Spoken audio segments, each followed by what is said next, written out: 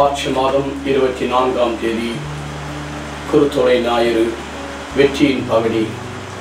ஆண்டவருடைய வெற்றி பவனியில் நீங்களும் நானும் செல்ல நம்மை கொடுப்போமா? யோசனையில் பெரியவரே ஆராதனை ஆராதனை,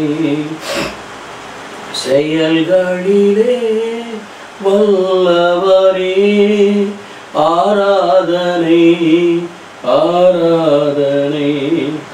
ஓசானா உன்னத தேவனே, ஓசானா ஓசானா ஓசானா. கண்மணி போல் காப்பவரே ஆராதனை ஆராதனை. கழுகு போல சுமப்பவரே ஆராதனை ஆராதனை. சிலுவையினால் மீட்டவரே ஆராதனை ஆராதனை. சிறகுகளால் மூடுபவரே ஆராதனை ஆராதனை. ஓசானா உன்னத தேவனே, ஓசானா ஓசானா ஓசானா. ஓசானா உன்னத தேவனே, ஓசானா ஓசானா ஓசானா. ஆம் தந்தையே, ஓசானா தாவீது மகனுக்கு ஓசானா, உன்னதங்களிலே கடவுளுக்கு ஓசானா என்று பாடி போய் துதிக்கிற இந்த அருமையான இந்த வேளையில் எங்களை ஏற்றுக்கொள்ளும் வழி நடத்தும் நல்ல பிதாவே, ஆமென். மார்க் நற்செய்தி 11ஆவது அதிகாரம் 1-11 உள்ள இறைவசனங்கள். இயேசு தம் சீடரோடு ஒலிவு மலையில் உள்ள பெத்பகு பெத்தானியா என்னும் ஊர்களுக்கு வந்து எருசலேம் நெருங்கிய போது 2 சீடர்களை அனுப்பி, உங்களுக்கு எதிரே இருக்கும் ஊருக்குள் போங்கள். அதில் நுழைந்தவுடன் இதுவரை யாரும் அமராத ஒரு கழுதை குட்டி கட்டி வைக்கப்பட்டிருப்பதை காண்பீர்கள். இதை அவிழ்த்து கொண்டு வாருங்கள்.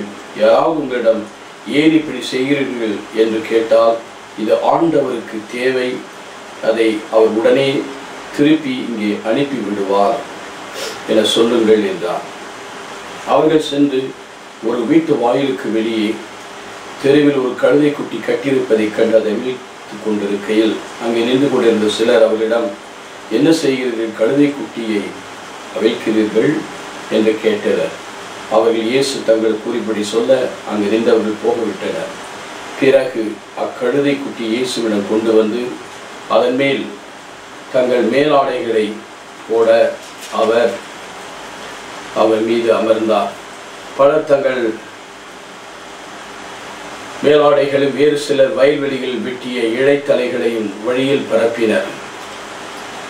முன்னையும் பின்னையும் சென்றவர்கள், ஒசானா ஆண்டவர் பெயரால் வருகிறவர் போற்ற பெறுக, வர இருக்கும் தந்தை தாவீதின் அரசு போற்ற பெறுக, உன்னதத்தில் ஒசானா என்று ஆர்ப்பரித்தனர். அவர் எருசலேமுக்குள் சென்று கோவிலுக்குள் நுழைந்தார். அவர் அனைத்தையும் சுற்றி பார்த்துவிட்டு ஏற்கனவே மாலை நேரம் ஆகிவிட்டதால் பன்னீருடன் பெத்தானியாவுக்கு புறப்பட்டு சென்றார். கிறிஸ்துவில் எனக்கு பிரியமான சகோதர சகோதரிகளே, வெற்றியின் பவனினால் எதிரே இருக்க ஊருக்கு போங்கள். அங்கே ஒரு யாரும் ஏறாத கழுதை குட்டி இருக்கும். அது ஏன் நீங்கள் அவிழ்க்கிறேன்னு கேட்டால், இது ஆண்டவருக்கு தேவை என்று சொல்லுங்கள் என்று சொல்லுகிறார். அப்பொழுது அவர் போக விடுவார்கள், மீண்டும் அனுப்பி விடுவார் என்று சொல்லுங்கள். அவரே எடுத்துக்கல, அதுதான் பியூட்டி. அனுப்பி விடுவான்னு சொல்லுங்கள் என்று சொன்னவுடன் அவர்கள் அவிழ்த்து கொண்டு வருகிறார்கள். அப்பொழுது ஆண்டவர் இயேசு அதன் மேல் அமர்ந்து, சக்கரையா 9:9 சொல்லது போட்டுல சமாதானத்தின் ராஜா வருவது போல அவர் வருகிறார். அப்போது இலைகளின் முன்னையும் பரப்பி ஆடைகளை பரப்பி, ஓசானா ஆண்டவரே எங்களை விடுவித்தரும், லார்ட் சேவ் அஸ், விடுவித்தரும், ஆண்டவர் பெயரால் வருகிற போற்ற பெறுக. ஆண்டவருடைய நாமத்தை சேர்ந்தால் இயேசு கிறிஸ்து தான் ஆண்டவர். Who is the Lord? இயேசு கிறிஸ்து ஆண்டவர். பிலிப்பியர் 2:9 சொல்லுகிறது. இயேசு கிறிஸ்து ஆண்டவர் என்று எல்லாம் நாவும் அறிக்கும். இயேசு என்றால் மீட்பர் என்றும் ஆண்டவரை விடுவித்தருளும் அபிஷேகம், அதற்காகவே அபிஷேகம் பெற்றவர். இயேசு கிறிஸ்து ஆண்டவர் என்று போற்ற பெறுக, வருகிறவர் போற்ற பெறுக. ஏனென்றால் அவர்தான் மனிதனை பாவத்திலிருந்து மீட்பார். மத்திய 1:21 பார்க்கும். மக்களை பாவத்திலிருந்து மீட்பார், மக்களுக்கு விடுதலை கொடுப்பார். அவர் அதற்காகவே அனுப்பப்பட்டார். அதனால்தான் இயேசு தாம் வளர்ந்த ஊராகிய நாசரேத்துக்கு சென்றபோது அவர் எடுத்து வாசிக்க எழுந்தார். ஆண்டவருடைய ஆவி என் மேல் என்னை அபிஷேகம் செய்துள்ளார். எளியோருக்கு நற்செய்தி அறிவிக்கும், சிறைப்பட்டோர் விடுதலை அடைவர், குருடர் பார்வை பெறுவர், ஒடுக்கப்பட்டோர் உரிமை வாழ்வு பெறுவர், ஆண்டவர் அருள்தரும் ஆண்டினை அறிவிக்கினை அனுப்பினார் என்று எஸ்ஏ எழுதி 8:61-1-3 அதை மாற்றம் செய்து பழிவாங்க நாளுக்கு பதிலாக ஆண்டவர் அருள்தரும் ஆண்டினை அறிவிக்கினை அனுப்பினார் என்று சுருட்டி பணிவிடக்க உட்கார்ந்த போது அவர் சொன்னார், லூக்கா 4:21, இவையெல்லாம் என்னில் நிறைவேறிற்று. ஆகவேதான் ஆண்டவருடைய பெயரால் வருகிறவர் போற்ற பெறுக என்றும், தந்தை தாவீதின் அரசு போற்ற பெறுக. எப்படி தாவீது ராஜா 40 ஆண்டுகள் சமாதானத்தின் ராஜாவாக ஆட்சி செலுத்தினார், அதே போல வரவிருக்கும் தந்தை தாவீதின் அரசு போற்ற பெறுக. உன்னதங்களிலே ஓசானா. தாவீதின் அரசை நிலைநிறுத்த தாவீதின் குமாரனாக ரோமர் 1:3 பார்க்கிறோம். மனிதன் என்ற முறையில் தாவீதினுடைய வம்சத்தில் பிறந்தவராகும். இசை தண்டியில் இருந்து ஒரு தளிர்கிழம் எஸ்ஐயா 11வது அதிகாரம் 1 வசனத்திலே பார்க்கிறோம். எஸ்ஐ தண்டில் ஒரு தளிர்கிழமும். ஆகவே மனிதன் என்ற முறையில் தாவீது வம்சத்திலும் பரிசுத்த ஆவியால் ஆட்கொள்ளப்பட்டதால் இறைமகன் என்றும் அதை நிரூபிக்க அவர் பாடுபட்டு மரித்து உயிர்த்தார். உயிர்த்தது தலைப்பேரானது. அவர் உயிர்த்ததினாலே அவர் இறைமகன் என்று நிரூபிக்கப்பட்டார். ஆகவேதான் தாவீதின் அரியன் அரசு, த கிங்டம் ஆஃப் டேவிட், அவருடைய ஆட்சிக்கு முடிவே இரார். கனிமேளத்தில் சொல்லப்பட்டது. லூக்கா 1 அதிகாரத்திலே வானதூதர் கபிரியேல் சொன்னார் அல்லவா, தாவீதின் அரியணை ஆட்சிக்கு முடிவே இரார். யாக்கோபின் குலத்தின் எந்தென்றும் ஆட்சிக்கு முடிவு. There is no hand in the first kingdom. The kingdom has already come by the Lord, our Lord Jesus Christ. அவர் வந்ததிலிருந்து இறையாட்சி வந்துவிட்டது. இறையாட்சி என்பது ரோமர் 14:17 பார்க்கும். இறையாட்சி என்பது உண்பதிலும் குடிப்பதிலும் அல்ல, அடிப்படையானது கொண்டதல்ல. இதோ பரிசுத்த ஆவியிலே உண்மையிலும் நீதியிலும் அமைதியில் தான் அந்த இறையாட்சி அடங்கியிருக்கு. அந்த ஆட்சிக்குள் நாம் இறைவனுடைய ராஜ்யத்துக்குள் மீட்புக்கு வந்துவிட்டார் என்று அவரை ஆர்ப்பரித்தனர்.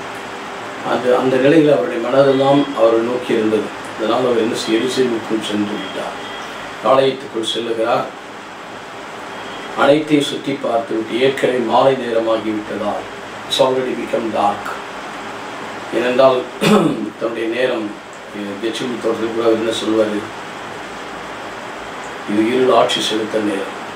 That's your time. உங்களுடைய நேரம். இருள் ஆட்சி செலுத்த எழுதுங்கள் போவோம். இதோ இந்த உலகத்தின் தெய்வம் இல உலகம் நம்மை தேடி வந்து கொண்டிருக்கிறான், இழந்து போவோம் என்று சொல்லுவார். ஆகவே நேரமாகிவிட்டது என்றால் அவர் பெத்தானியாவுக்கு திரும்புகிறார். ஆகவே ஒரு வெற்றி பவனி. உண்மையிலே அவர் வெற்றி வீரராய் திரும்புவார். பாவத்தையும் சாபத்தையும் சாவிலிருந்து வெற்றி வீரராய் திரும்பி மீண்டும் அவர் நமக்கு வாழ்வு தரப்போகிறார். அந்த வெற்றி பவனியிலே நாம் அனைவரும் பங்கேற்க ஒவ்வொரு நாளும் நாம் அவரோடு பின் செல்வோம். அவர் மேய்ப்பனாய் முன்னே செல்லுகிறார்.